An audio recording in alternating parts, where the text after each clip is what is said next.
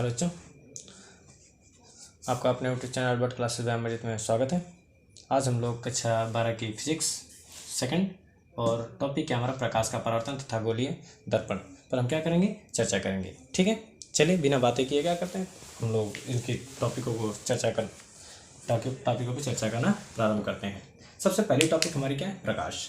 प्रकाश क्या होता है, ये सब चीज़ देखिए आप कक्षा 10 में पढ़ करके भी आए हैं। तो हम लोग इसके क्वेश्चनों को करने से पहले हम क्या करते हैं, इसके बेस को समझना क्या करते हैं, प्रारंभ करते हैं। चलिए देखते हैं क्या करते हैं।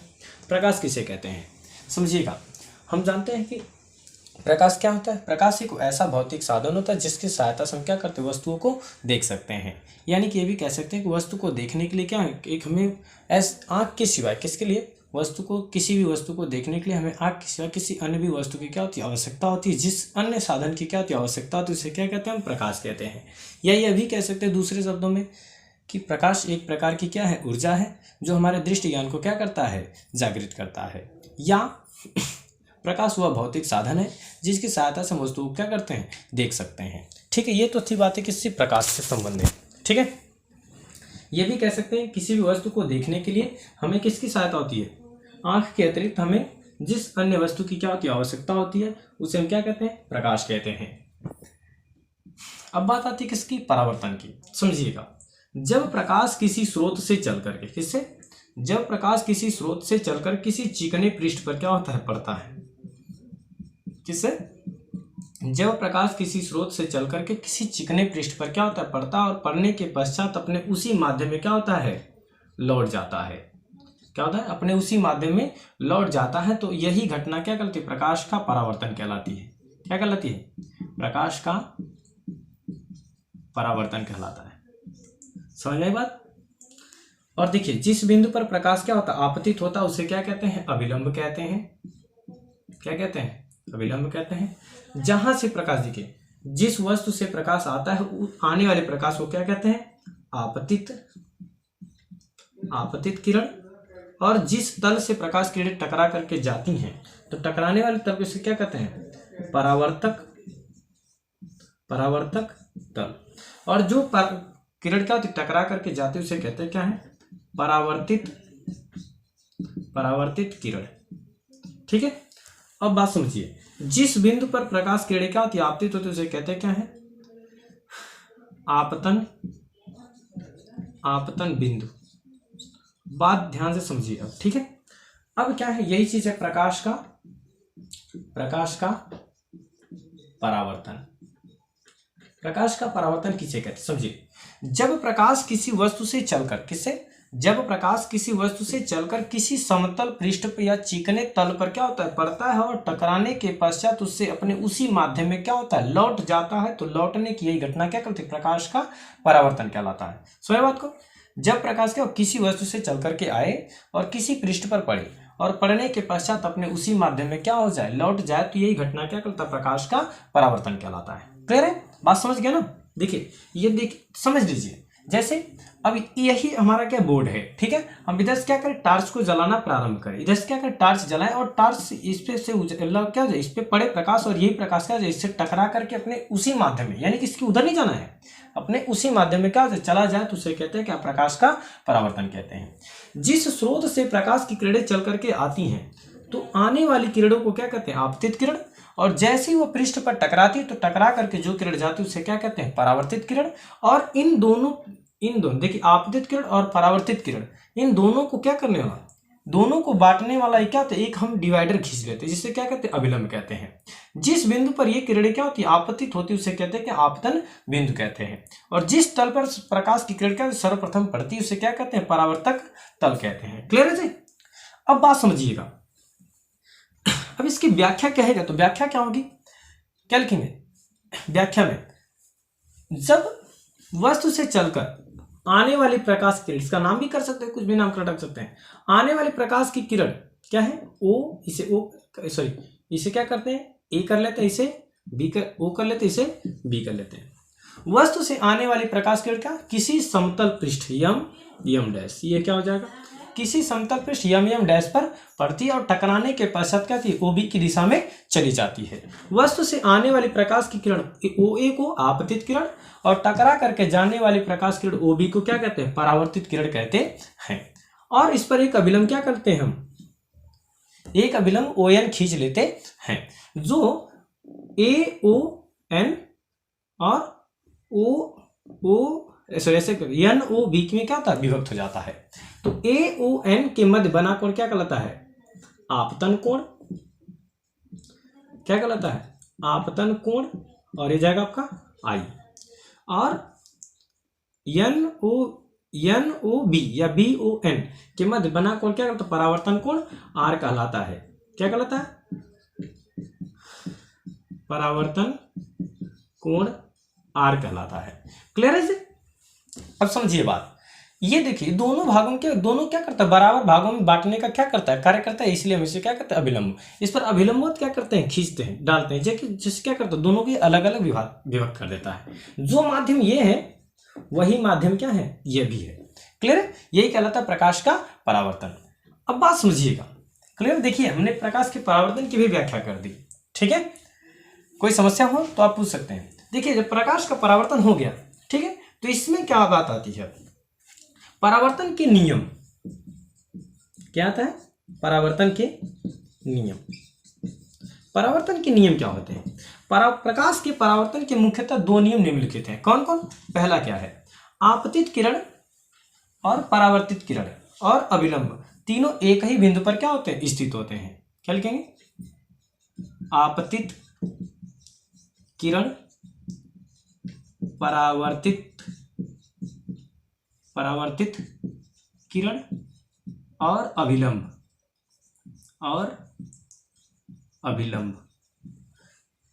तीनों एक ही बिंदु पर क्या होते हैं, तीनों एक ही बिंदु पर क्या होते हैं स्थित होते हैं। क्लियर है। अब समझिए बात, दूसरी पॉइंट क्या है हमारी, दूसरी पॉइंट क्या है आपतन कोण आई, आपतन कोण आई तथा परावर्तन कोण आर दोनों आपस में क्या होते हैं, दोनों आपस में बराबर होते हैं। समझ रहे बात को।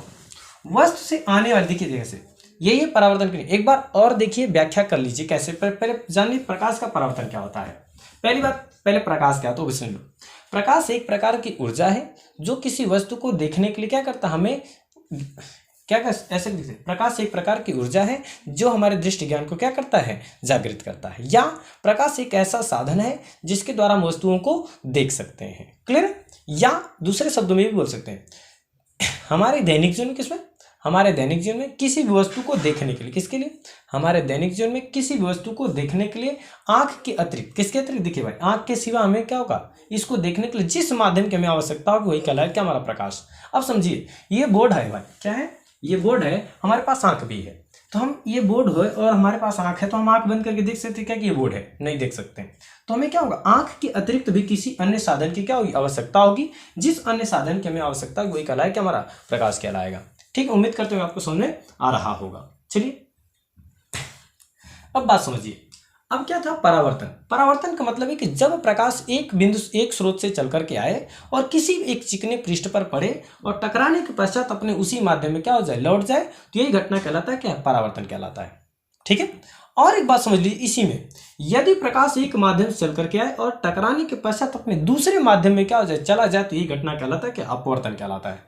ठीक है, उम्मीद करते हैं आपको समझ में आ रहा होगा। और दूसरी बात अब समझिए, प्रकाश परावर्तन की व्याख्या क्या है। जब प्रकाश किसी बिंदु स्रोत से चल करके किसी समतल पृष्ठ यम डैश पर पड़ता है और पड़ने के बाद ओबी की दिशा में क्या होता है चला जाता है, वस्तु से आने वाला प्रकाश एओ को आपतित किरण और टकरा करके जाने वाले प्रकाश किरण क्या कहते ओबी को परावर्तित किरण कहते हैं। और उस पर हम एक अभिलंब ओ एन खींच लेते हैं जो क्या करता है एओ और ओबी को दो भागों में बांटने का कार्य करता है। क्लियर। वस्तु से आने वाली प्रकाश किरण एओ और अभिलंब ओ एन के मध्य बना कोण आपतन कोण I कहलाता है, और परावर्तित किरण OB और अभिलंब ON के मध्य बना कोण परावर्तन कोण R कहलाता है। क्लियर? और एक से समझिए, और इसके दो नियम क्या निम्नलिखित है। पहला क्या, आपतित किरण, परावर्तित किरण और अभिलंब तीनों एक ही बिंदु पर स्थित होते हैं, और दूसरा आपतन कोण और परावर्तन कोण दोनों आपस में क्या होते हैं, बराबर होते हैं। ये परावर्तन की व्याख्या। उम्मीद करते आपको समझ में आ रहा होगा। अभी तक जो चैनल पर नए, चैनल को लाइक से सब्सक्राइब करना ना भूलें। ठीक है बच्चा, देखिए अब हम लोग आगे की तरफ क्या करते हैं, चलते हैं। अब बात आती है, प्रकाश हो गया, प्रकाश का परावर्तन भी हो गया।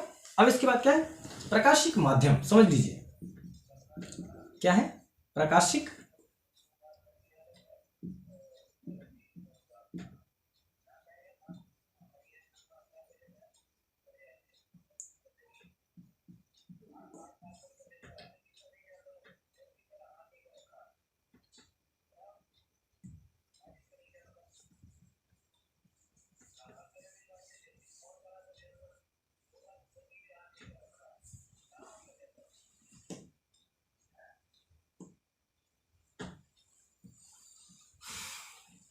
देखिए क्या है, प्रकाशिक माध्यम कह रहा है प्रकाश जिस माध्यम में क्या करता है, गमन करता है। प्रकाश जिस माध्यम में गमन करता है उसे प्रकाशिक माध्यम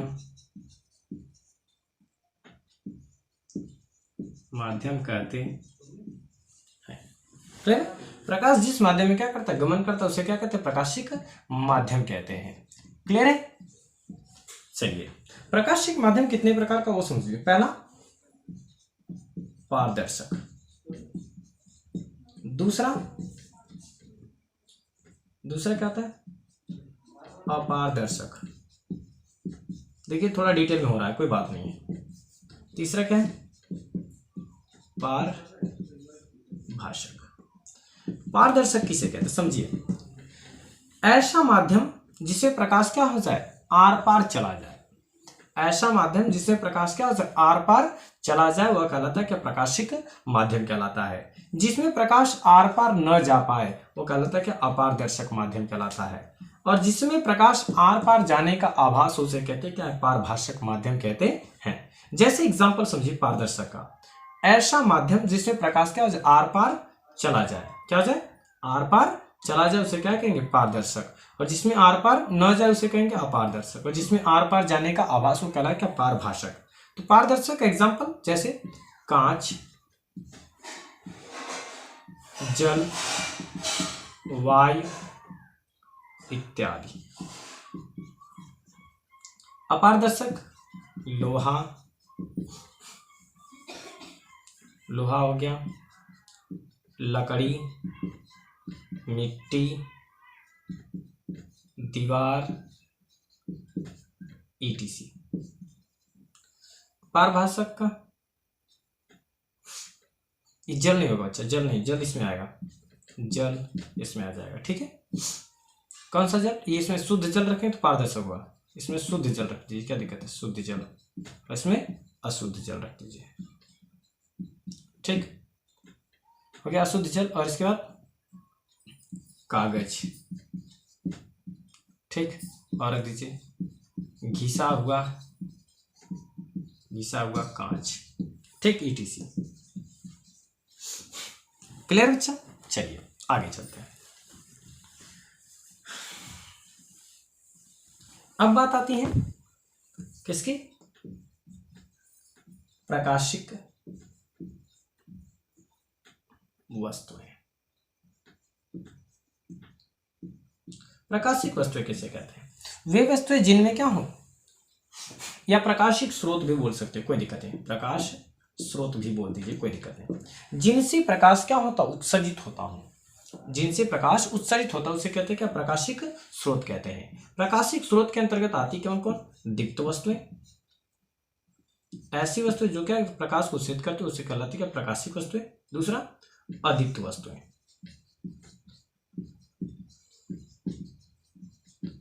दीप्त और अदीप्त की बात समझिए। दीप्त किसे कहते हैं? वे वस्तुएं जिनमें अपना स्वयं का क्या होता है? प्रकाश होता है। वे वस्तुएं जिनमें क्या होता है? अपना स्वयं का प्रकाश होता है, वे वस्तुएं क्या कहलाती हैं? दीप्त वस्तुएं कहलाती हैं। जैसे सूर्य, लालटेन, मोमबत्ती इत्यादि। अदीप्त वस्तुएं वे वस्तुएं जिनमें अपना स्वयं का प्रकाश नहीं होता, वो दूसरे के प्रकाश से क्या होती? प्रकाशवान होती, उसे क्या कहते हैं? अदीप्त वस्तुएं। जैसे में क्या होता है? चंद्रमा की बात क्या रखें?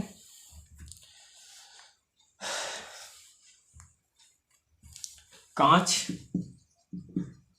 इत्यादि etc। ठीक है जी, ये क्या है? अदीप्त वस्तुओं के एग्जाम्पल है। ठीक है ना? कोई समस्या? चलिए,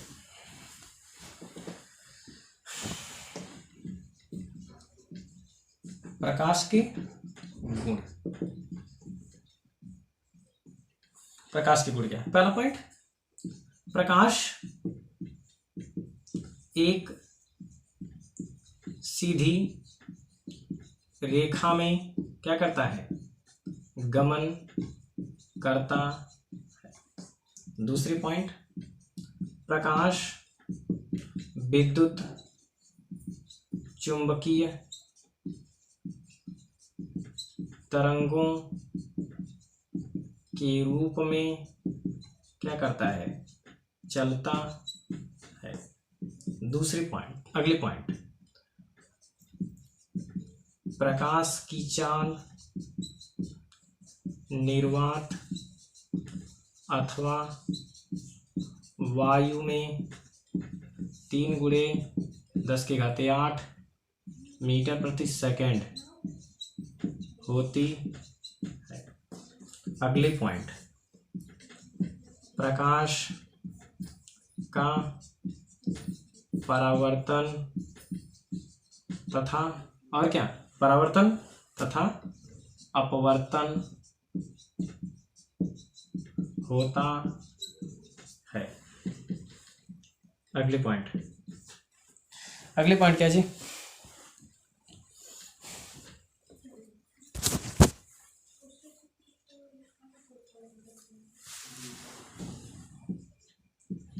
प्रकाश पारदर्शी माध्यमों में गुजर सकता है तथा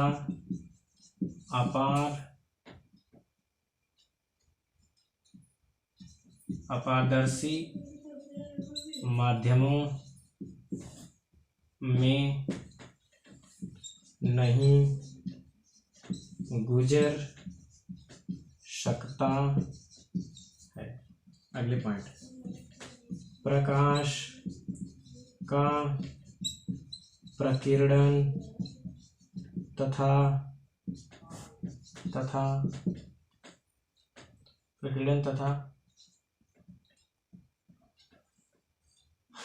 प्रकाश का प्रकीर्णन तथा विवर्तन होता है। और क्या होता है? और वर्ण विक्षेपण भी होता है। देखिए, कक्षा 10 में भी था। अगला पॉइंट, प्रकाश किरणों का तरंगदैर्ध्य 3900 एंगस्ट्रॉम से 7800 एंगस्ट्रॉम के बीच होता है। कितना होता है? प्रकाश किरणों का तरंगदैर्ध्य 3900 एंगस्ट्रॉम से 7800 एंगस्ट्रॉम के बीच होता है। ठीक है जी, कोई समस्या हो तो बताइएगा। कोई दिक्कत? अगले पॉइंट और ले लीजिए, प्रकाश एक माध्यम से दूसरे माध्यम में जाता है तो अपने मार्ग से विचलित हो जाता है। ठीक, इतनी पॉइंटें हैं जिससे प्रकाश को हम क्या कर सकते हैं, पहचान सकते हैं। ठीक है बच्चा, उम्मीद करता हूँ आपको समझ में आ रहा होगा। जो लोग अभी चैनल पर नए, चैनल को लाइक सब्सक्राइब करना ना भूलें। ये तो थी बातें कहाँ से, प्रकाश से। चलिए अब हम लोग समझते हैं आगे की बातों को। ठीक है, अब क्या बात आती है, प्रतिबिंब। अच्छा, दर्पण, अभी दर्पण बचा ना। ठीक, दर्पण, दर्पण किसे कहते हैं, यदि किसी कांच के एक पृष्ठ पर, देखिए लिख रहे इसलिए रहे ताकि आपको समझ में, नहीं तो कहीं खाली बोलते ही जा रहे हैं। यदि किसी कांच के एक पृष्ठ पर क्या कर दी जाए, कलई, एक पृष्ठ पर कलई या पॉलिश कर दी जाए तो वह दर्पण कहलाता है। एक पृष्ठ पर क्या करें, कलई या पॉलिश कर दें तो वह क्या कहलाएगा, वह दर्पण कहलाएगा। क्यों जाए तो, तथा दूसरे पृष्ठ से प्रकाश का क्या हो, परावर्तन हो तो वह क्या कहलाता है, दर्पण कहलाता है। क्लियर है बात में। देखिए दर्पण लिख लीजिएगा आगे, दर्पण कितने प्रकार के, दो प्रकार के होते हैं। कौन कौन, पहला समतल दर्पण और दूसरा गोलीय दर्पण। ठीक है जी, पहला कौन सा है, समतल दर्पण, दूसरा कौन सा है, गोलीय दर्पण। समतल दर्पण किसे कहते हैं, यदि किसी समतल कांच के एक पृष्ठ पर क्या कर दें, कलई, एक पृष्ठ पर क्या कर दें, कलई कर दें तो उसे क्या कहते हैं, समतल दर्पण कहते हैं। गोली दर्पण किसे कहते हैं, देखिए कहने समतल का एग्जांपल समझिए। ये देखिए समतल हो गया, एक साइड में क्या कर दीजिए, कलई कर दीजिए। ठीक है, जब तक ऐसे कलई नहीं होगा तब तक ये दर्पण नहीं होगा। ये कौन सा दर्पण है, समतल दर्पण है। ठीक है, मार्कर कहाँ गया, एक सेकंड थोड़ा मार्कर चेंज कर लें।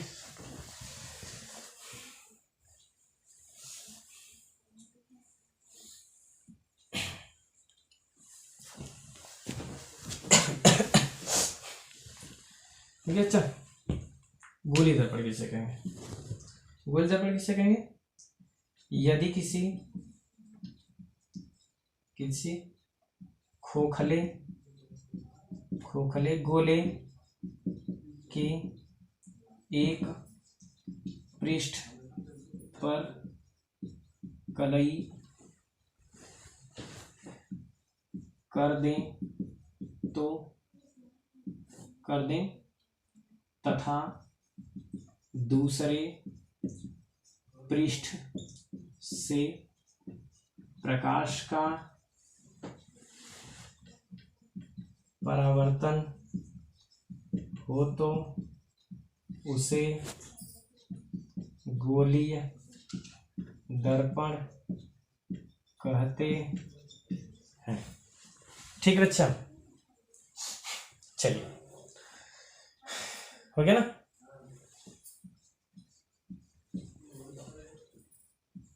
गोलीय दर्पण कितने प्रकार का होगा देख लीजिए।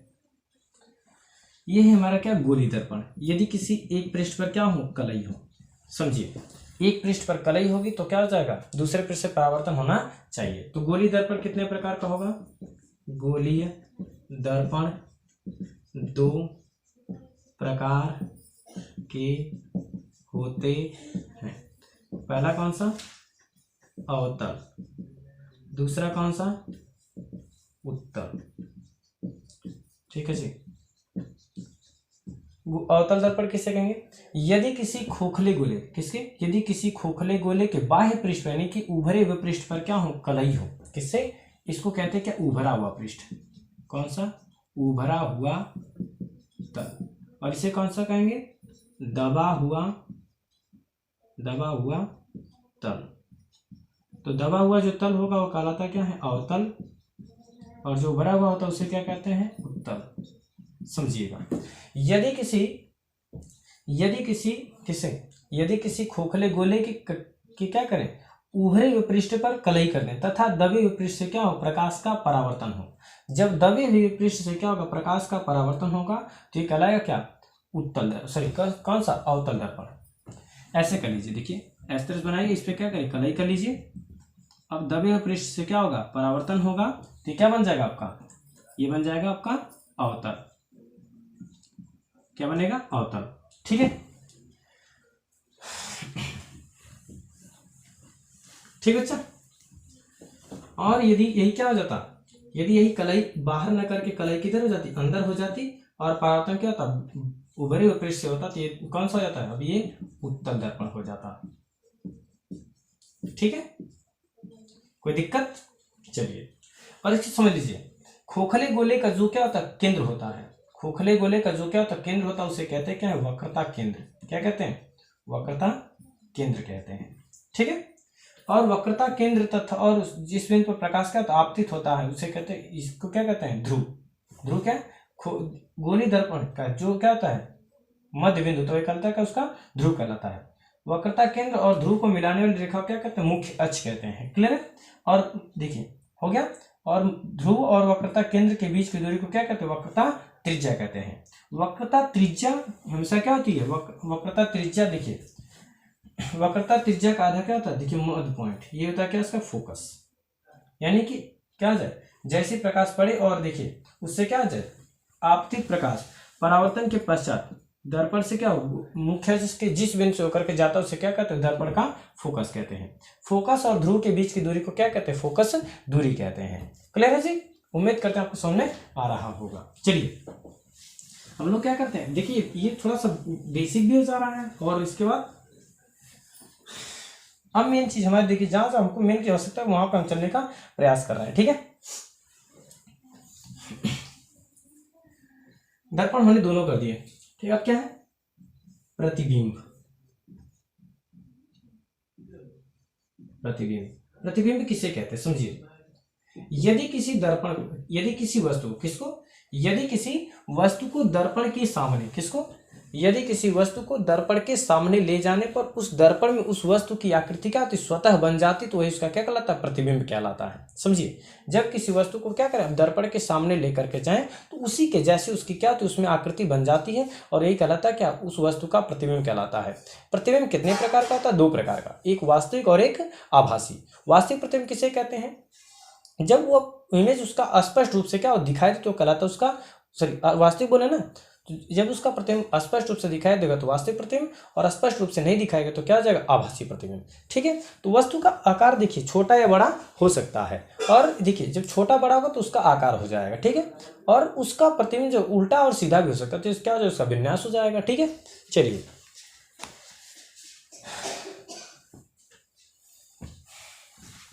चलेंगे। अब हमारा मेन टॉपिक क्या है,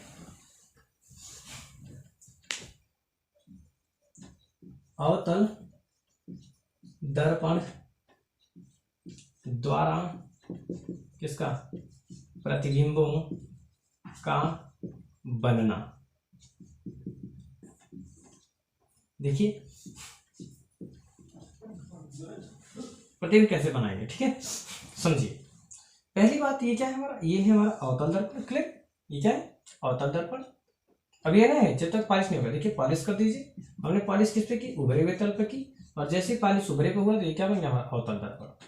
ये इसका क्या होगा, ध्रुव होगा। क्यों, इसका जो मुख्य मध्य बिंदु होता है वो क्या होता है, ध्रुव कहलाता है। और ये जितने अधिकतम भाग से प्रकाश इसमें क्या कर सकता है, प्रवेश कर सकता है, वही इसका क्या कहलाता है, वह इसका द्वारक कहलाता है। और इस जिस खोखले गोले का क्या होता है, भाग होता है, उसका केंद्र ही क्या कहता है, उसको वक्रता केंद्र कहलाता है। और वक्रता केंद्र और ध्रुव को मिलाने वाली रेखा क्या कहते हैं, उसका मुख्य अक्ष कहते हैं। क्लियर। और उन देखिए वक्रता, इस वक्रता केंद्र ये हो जाएगा इसका, यहां से आता है रेडियस और जब इसका फोकस हो जाएगा। देखिए ध्यान से, पहले क्या होगा, जब वस्तु कहां पर रखा हो, जब वस्तु अनंत पर रखा हो तो उससे देखिए वस्तु से चलने वाले प्रकाश किरणें मुख्य अक्ष के समांतर चलती हैं, और अपवर्तन के पश्चात, परावर्तन के पश्चात इससे मुख्य अक्ष के जिस बिंदु से होकर के जाती वह इसका क्या कहलाता है, फोकस कहलाता है। क्लियर। फोकस और बीच की दूरी को क्या कहते हैं, फोकस दूरी कहते हैं। ध्रुव और फोकस के बीच की दूरी क्या कहते हैं, फोकस दूरी कहते हैं। क्लियर। अब यहाँ पे इसका प्रतिबिंब कैसा बना, वस्तु का बिंदु आकार का, और कैसा, छोटा और उल्टा, छोटा बड़ा बनने को कोई उम्मीद नहीं है। चलिए दूसरी पॉइंट क्या है, अब ये कहां पर रखा था, जब वस्तु अनंत पर थी। कहां पर थी, अनंत पर। दूसरी पॉइंट क्या करिए, अब इसको घिसकाते जाइए। अब कहा, जब वस्तु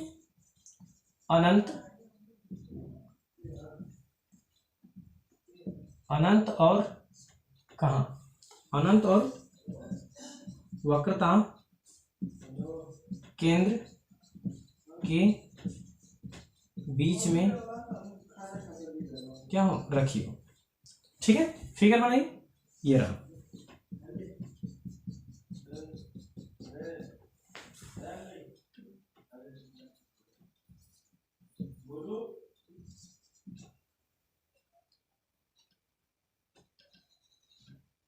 ये इसका क्या है, सी, इसको मिला दीजिए,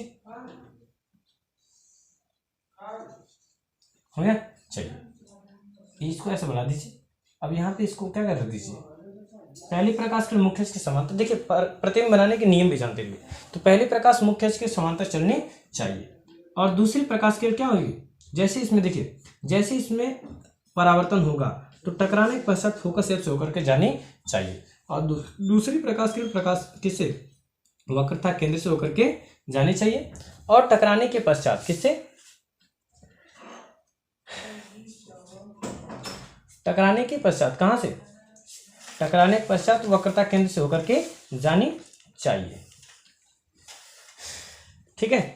और ये देखिए जब इससे जाएगा ना, तो ये देखिए यहाँ पे इस पे पड़ा, इधर से आपतित हुआ और टकरा के पुनः क्या अपने उसी दिशा में लौट जाए। तो ये दोनों देखिए कहाँ पे एक दूसरे को जिस बिंदु पर काटेंगे वो इनका क्या होगा, प्रतिबिंब होगा। तो प्रतिबिंब कैसा बना, उल्टा बना। कैसा बना जी, यहाँ पे उसका प्रतिबिंब कैसा बन रहा है,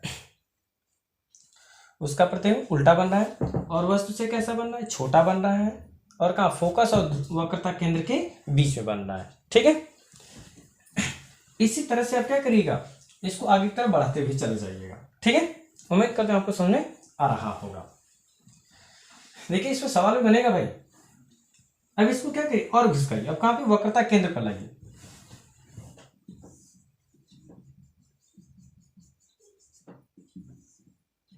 ये क्या है, इसका P पर जाएगा M, और ये आपका M डैश, और ये यहाँ पे क्या C, और यहाँ पे हो जाएगा इसका F, और ये जाएगा। अब देखिए वस्तु कहां पर रखी, जब वक्रता केंद्र पर रखी हो। पहली किरण हो गया मुख्य अक्ष के समांतर, और दूसरी किरण भी किससे जाएगी, फोकस से होकर के जाएगी और मुख्य अक्ष के समांतर हो जाएगी। अब ये देखिए जितनी बड़ी वस्तु थी उतना ही बड़ा इसका क्या हुआ, प्रतिबिंब बना।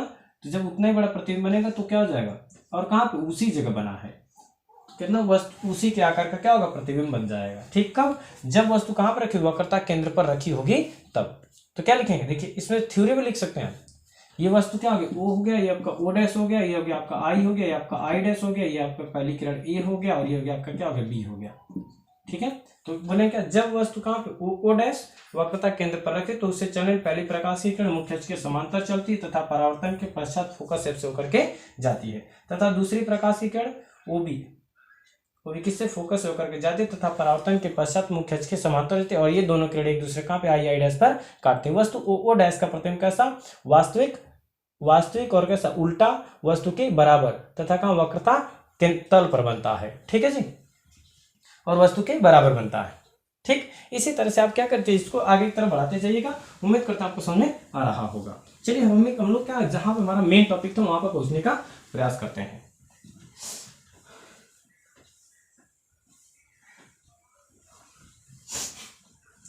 एक क्वेश्चन हमारा इसमें थोड़ा सा एक चीज और बचा है, चिन्ह परिपाटी का नियम भी देख लीजिए थोड़ा सा। चिन्ह परिपाटी का नियम की आवश्यकता पड़ेगी भाई। ये क्या है, इसको देखिए, ये हो गया इस तरह से। ठीक, ये है एक्स एक्सिस और ये हो जाएगा आपका एक्स डैश और ये हो जाएगा आपका वाई एक्सिस और ये हो जाएगा आपका वाई डैश। तो हमेशा वस्तु किधर रखी, दर्पण के बाईं ओर रखी होनी चाहिए, इतना याद रखना। हमेशा वस्तु किधर, दर्पण के बाईं ओर रखी होनी चाहिए। यहां पे लिख लीजिए, चिन्ह परिपाटी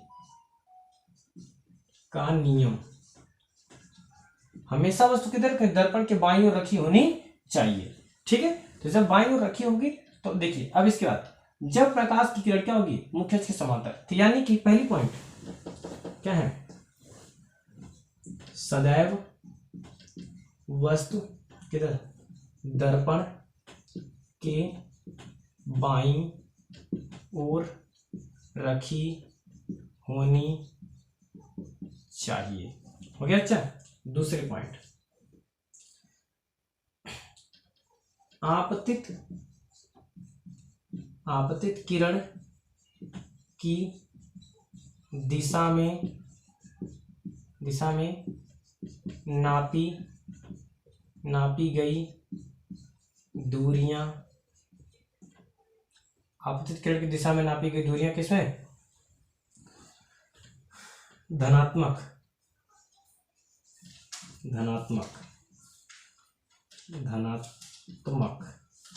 तथा विपरीत दिशा में ऋणात्मक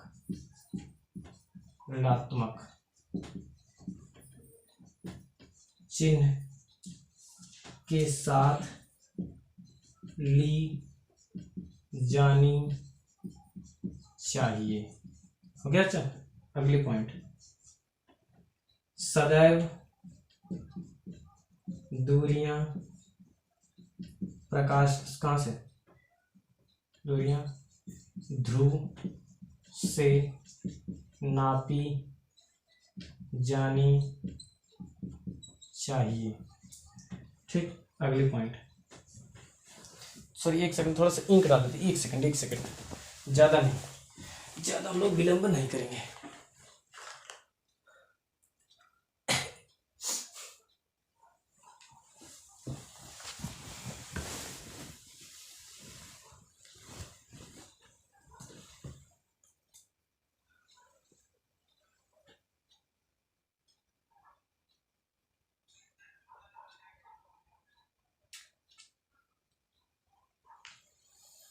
एक सेकंड भैया, एक सेकंड।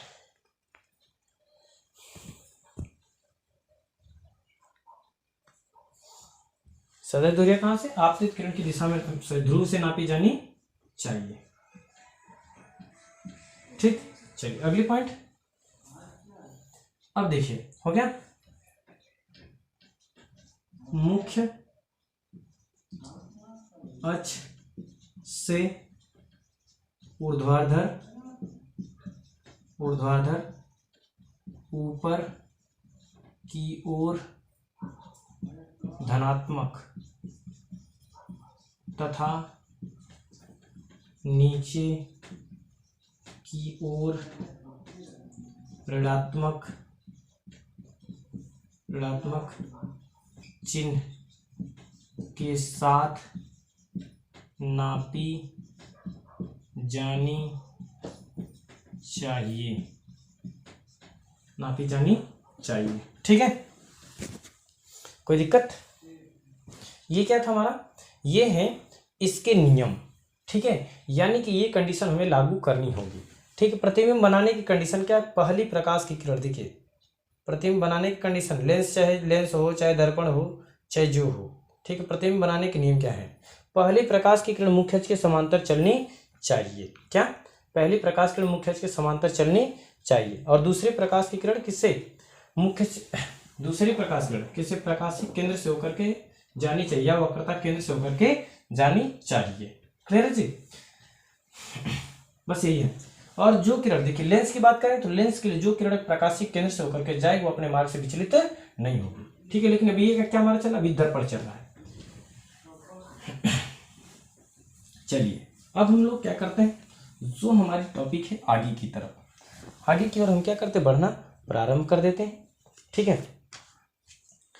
चिन्ह परिपाटी का नियम हमने करा दिया। गोली दर्पण, देखिए एक चीज और जान लीजिएगा, गोली दर्पण सॉरी किसमें, फोकस दूरी वक्रता त्रिज्या में संबंध पूछेगा तो यह बराबर कितना, r/2 हो जाएगा। यानी जो फोकस दूरी होगी हमेशा क्या, वक्रता त्रिज्या की आधी होगी, ठीक है। इसका डेरिवेशन ज्यादा इंपॉर्टेंट नहीं हो, उतना नहीं पूछेगा, लेकिन जो इंपॉर्टेंट है वो पूछने का आपसे प्रयास जरूर करेगा।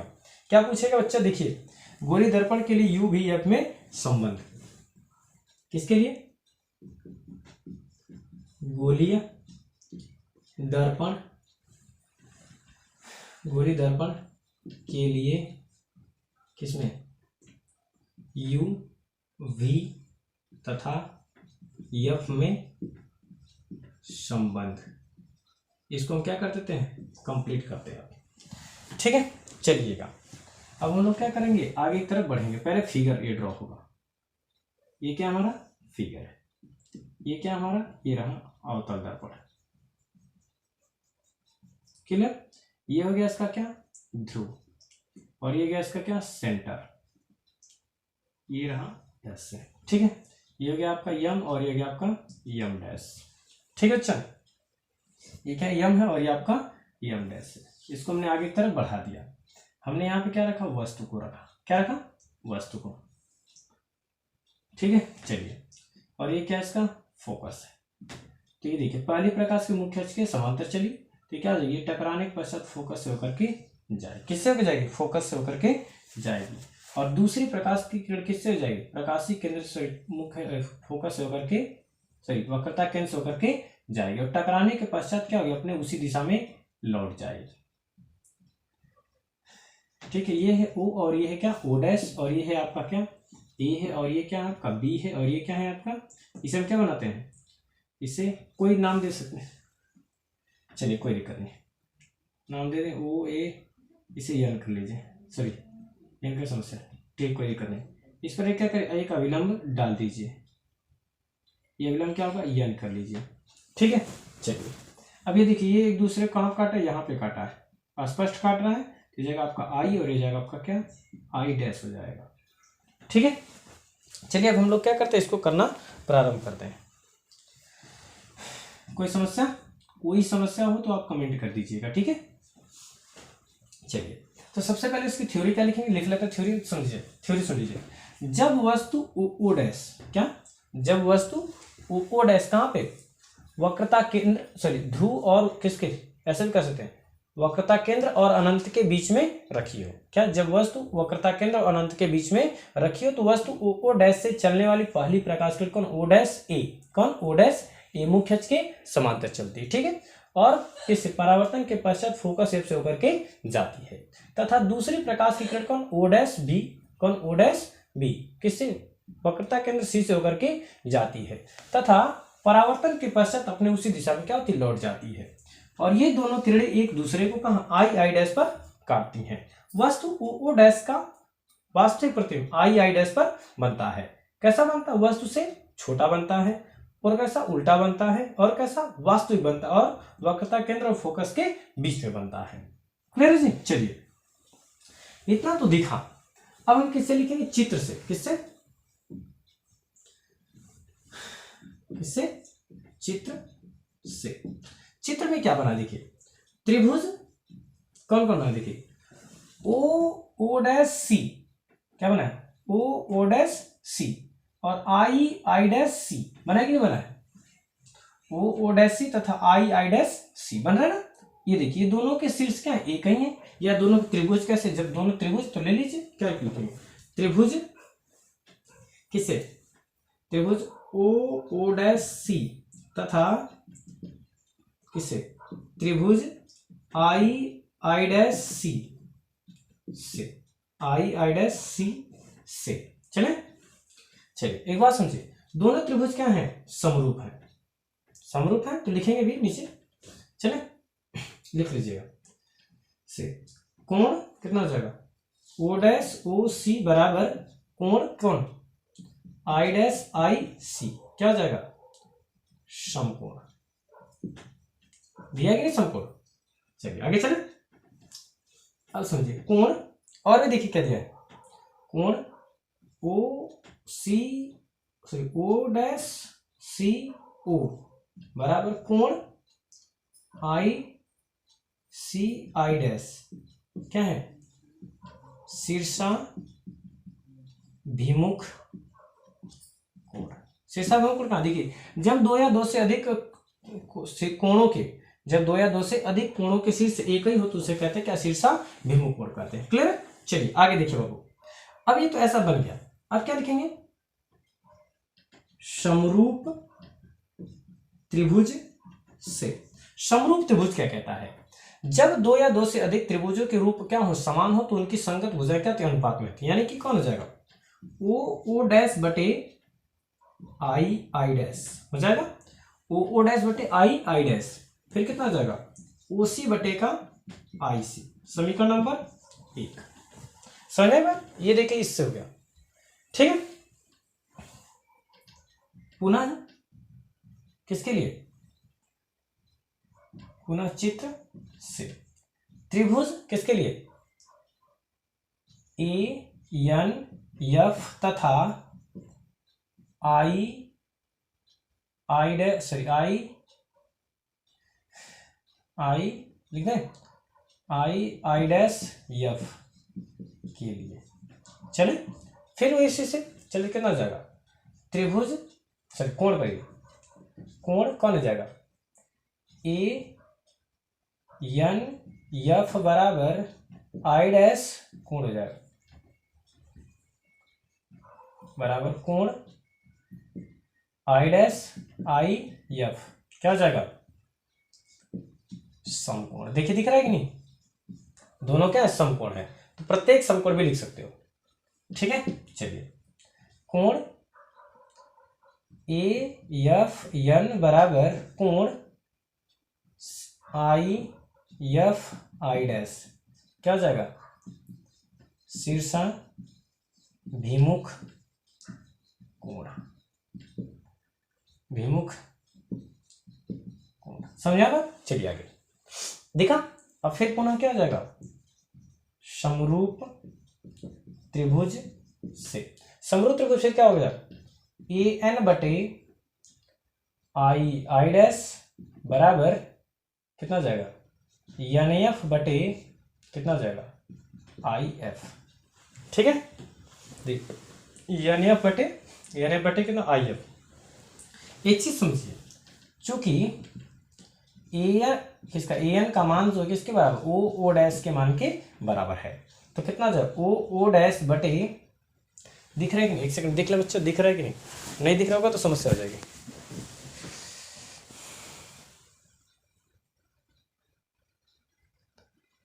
एक सेकंड हाँ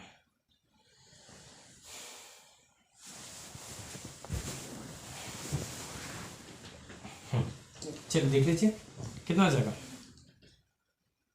ओ डैश बटे कितना होगा आई डैश और बराबर कितना हो जाएगा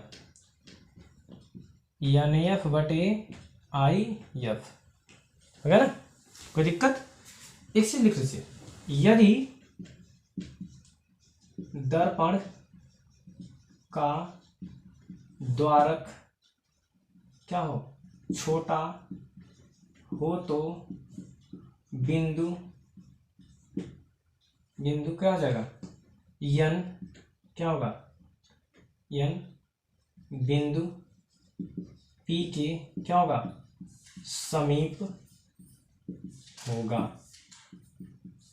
अतः एन एफ बराबर कितना हो जाएगा पी एफ, दोनों पॉइंट का एन जो कि पी के बहुत ही समीप हो जाएगा, तो यहाँ पर रखिए फिर कितना हो जाएगा,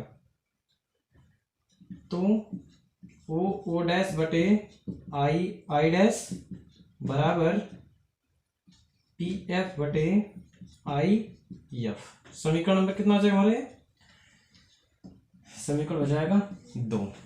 ठीक है, अच्छा चलिए अब हम लोग क्या करते हैं, आगे की तरफ बढ़ना प्रारंभ करते हैं। हो गया। अब किससे, समीकरण 1 व 2 से, किससे, समीकरण 1 व 2 से। चलिए कितना हो जाएगा, तो हो जाएगा यहाँ पे OC बटे का IC और बराबर PF बटे का IF होगा, हुआ ना जी। अब देखिए, अब यहां से इनके मानों को निकालना प्रारंभ कीजिए। ठीक है, हम चीज जानते हैं, दर्पण के ध्रुव से फोकस की दूरी क्या कहलाती है, फोकस दूरी, और आपतित किरण की विपरीत दिशा तो नेगेटिव, और कहां से, वक्रता केंद्र और ध्रुव के बीच की दूरी क्या हो जाएगी, -2f, और वस्तु की दूरी कितनी, -u, और प्रतिबिंब की दूरी -v हो जाएगी।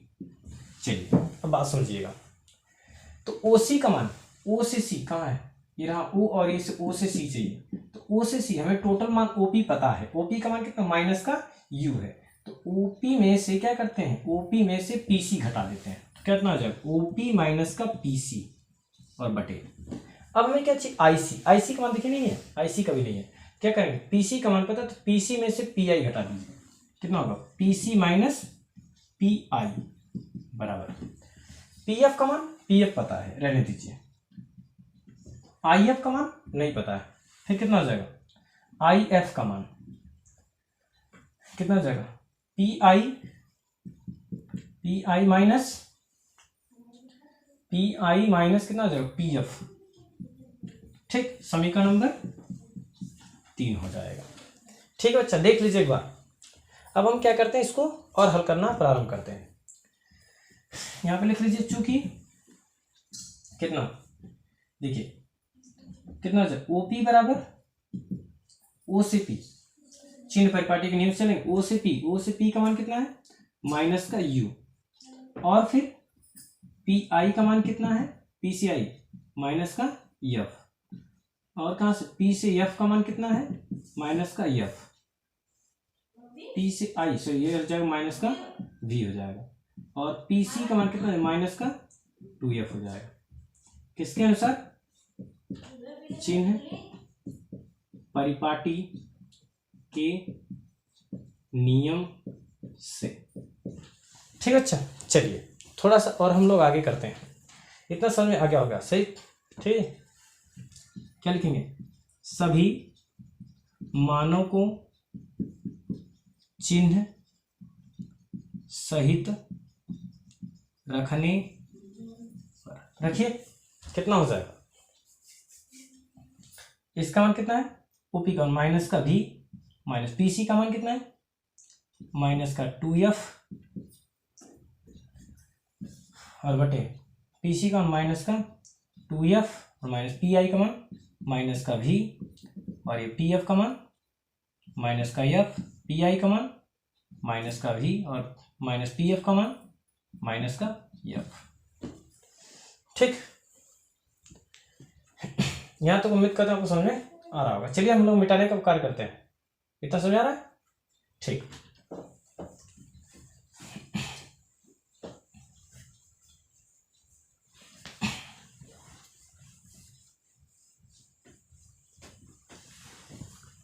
चलिए बच्चा, अब क्या करिए, हल कीजिए, कितना हो जाएगा, माइनस का v, माइनस प्लस 2f, और बटे का -2f, और माइनस प्लस v, और ये बराबर माइनस का f, और बटे का -v, और प्लस का ये f, क्रॉस गुणा करिए, कितना है, माइनस का v और प्लस का 2f, और गुणे माइनस का v और प्लस का f, और बराबर माइनस का f, और ये माइनस का 2f और प्लस का v, गुणा करिए। अच्छा,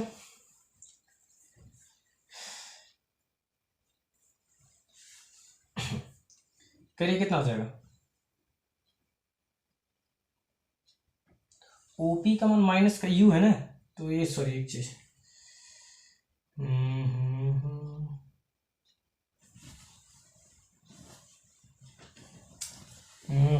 थोड़ा सा गड़बड़ हो गया भाई।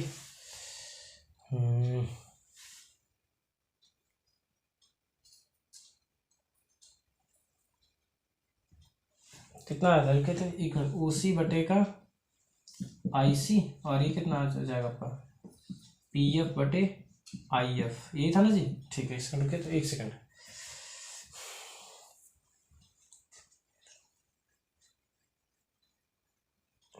एक सेकंड, ये यू होना चाहिए था ना।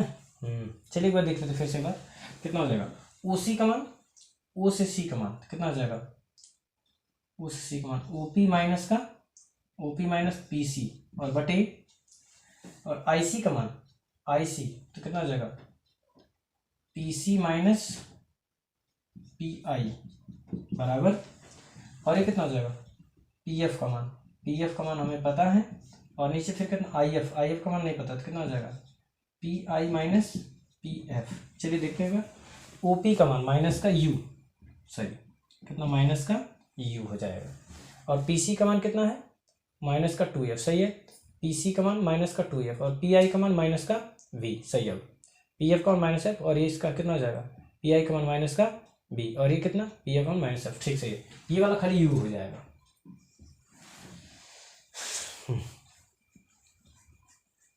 चलिए गुणा करिए, कुछ गड़बड़ न हो जाए ना तो बड़ी बहुत ही गड़बड़ी हो जाएगी।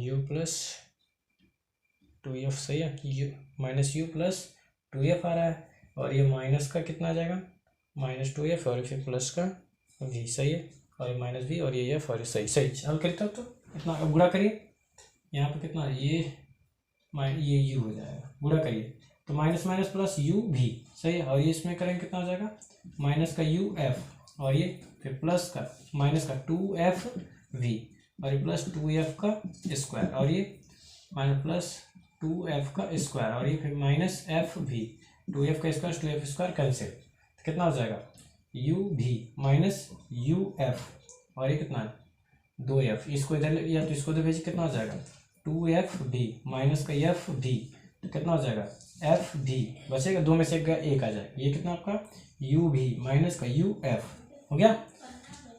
दोनों पक्षों में u v f से क्या करने पे भाग देने पर करिए कितना जाएगा u v बटे का u v f और फिर माइनस u f बटे का u v f और बराबर f v बटे का u v f से f v cancel, u f से u f cancel, u v से u v कैंसिल। देखिए जो बचा है उसे लिखिए, क्या बचा है तो लिखिएगा 1/का f माइनस 1/का v और ये बराबर 1/का u, तो जाएगा आपका 1/f बराबर 1/v, इसको दे प्लस 1 और प्लस 1/का u। यही अवतल दर्पण के लिए क्या सूत्र है, किसके लिए लिख लीजिएगा, यही u v f में क्या है में संबंध है, ठीक है। अच्छा, और यही किसके लिए उत्तल के लिए भी आएगा, ठीक है। उम्मीद करते हैं आपको समझ में आ गया होगा, और अभी तक जो चैनल पर नए हैं चैनल को लाइक से सब्सक्राइब करना ना भूलें। चलिए तब हम लोग मिलते हैं फिर अगली वीडियो में, तब तक के लिए नमस्कार, धन्यवाद, गुड नाइट।